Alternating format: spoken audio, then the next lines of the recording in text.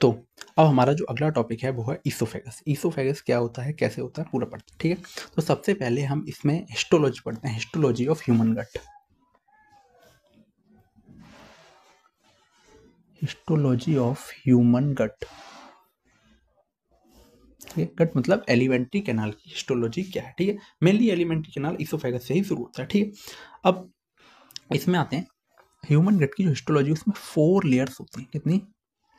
4 layers होती हैं। हम आउटर टू इनर पढ़ेंगे। ठीक है, तो सबसे पहले आउटर में आती है सिरोसा।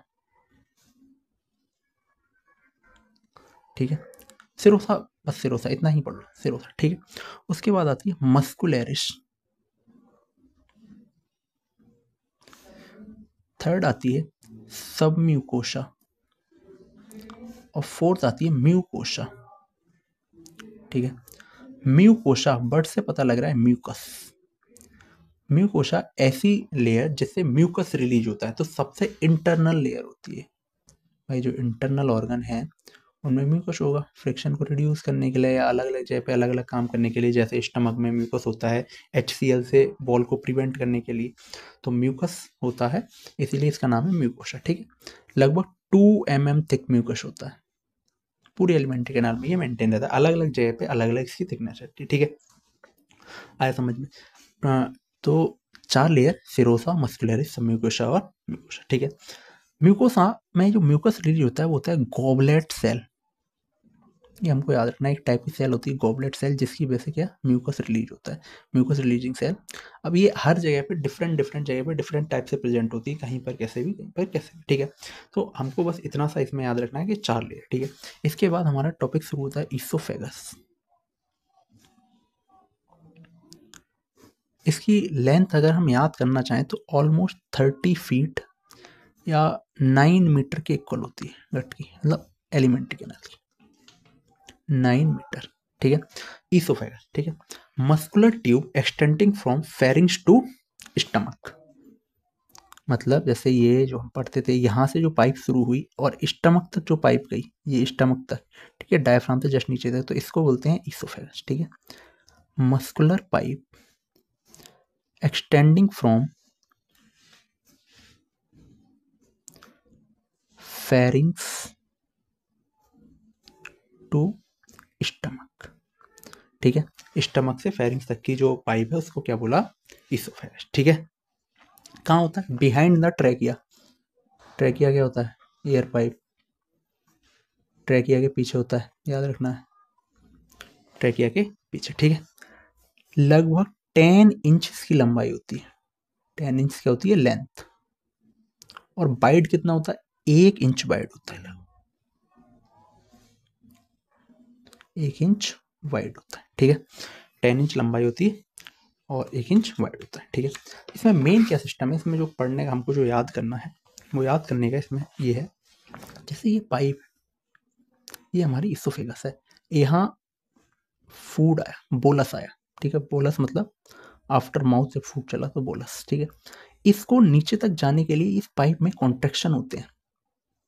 ठीक है, कॉन्ट्रैक्शन किसके लिए? फूड को नीचे ले जाने के लिए। ऐसे ये पाइप है तो इसमें ऐसे कॉन्ट्रैक्शन होंगे फूड को नीचे ले जाने के लिए, तो इस टाइप के कॉन्ट्रैक्शन को, मूवमेंट को बोलते हैं पेरिस्टेलिस मूवमेंट। पेरिस्टेलिस मूवमेंट। ठीक है, पेरिस्टेलिस मूवमेंट। पेरिस्टेलिस मूवमेंट को अगर हम लिखने चाहें, food is pushed through, food pushed through esophagus by means of contraction, और इसी को क्या बोलते हैं? पेरिस्टेलिस। पेरिस्टेलिस को हिंदी में बोलते हैं क्रमाकुंचक गति। क्रमाकुंचक गति। ठीक है, पेरिस्टेलिस मूवमेंट। ठीक है, अभी हमको जैसे ये इसोफेगस है। ठीक है, तो ईसोफेगस से कोई भी पाइप होती है तो उसके ऊपर जैसे यहाँ पर और यहाँ पर, ऊपर और नीचे दोनों तरफ कोई ना कोई गेट लगा हुआ होता है। तो ये जो गेट होते हैं ना, ऑल टाइप ऑफ ओपनिंग, ये डाइजेशन नहीं, हर जगह के लिए पढ़ना। ठीक है, all openings regulated by 2 type of gate. कितने टाइप के? 2 टाइप ऑफ गेट। कौन कौन से होते हैं भाई? पहला गेट होता है हमारा स्फिंक्टर, दूसरा होता है वॉल्व। ठीक है, वेल्व या वॉल्व। स्फिंक्टर का मतलब होता है ऐसा गेट, जैसे मान लो ये कोई गेट लगा हुआ है जिसमें both side both direction movement हो जाए, मतलब by directional motion, by direction movement possible हो, इसको बोलते हैं स्फिंक्टर। वेल्व क्या होता है भाई? ऐसा गेट जिसमें ओनली सिंगल डायरेक्शन में मूवमेंट हो, इसको बोलते हैं वेल्व। ठीक है, तो ये हमारा रहा स्फिंक्टर और वेल्व में अंतर।